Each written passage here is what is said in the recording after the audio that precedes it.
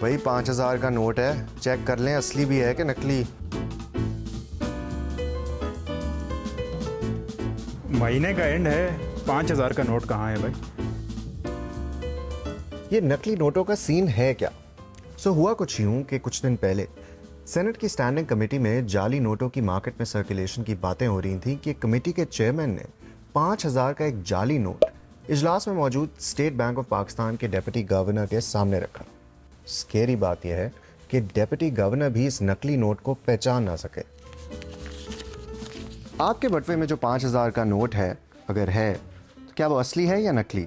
इस नोट की पहचान करने के लिए स्टेट बैंक ऑफ पाकिस्तान ने गाइडलाइंस जारी कर रखी हैं।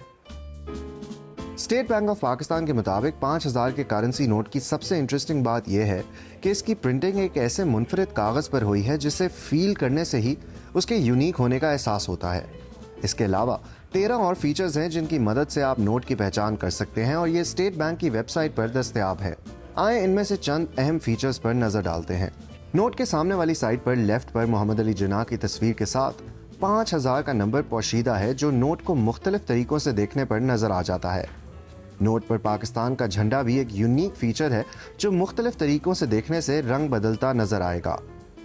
नोट के अंदर सिक्योरिटी स्ट्रिप को देखने से इस वर्टिकल पट्टी पर नोट की मालियत भी देखी जा सकती है। क्या एक आम शख्स जाली नोट को पहचान सकता है?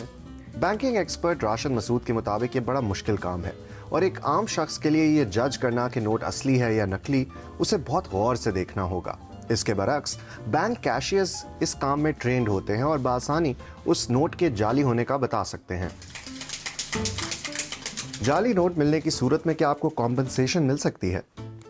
आई एम अफ्रेड इस सिलसिले में आपके लिए बुरी खबर है, क्योंकि स्टेट बैंक ऑफ पाकिस्तान कोई कॉम्पनसेशन नहीं दे सकता, बल्कि डिप्टी गवर्नर स्टेट बैंक का कहना है कि अगर वो ये करने लगे तो ये एक कारोबार बन जाएगा।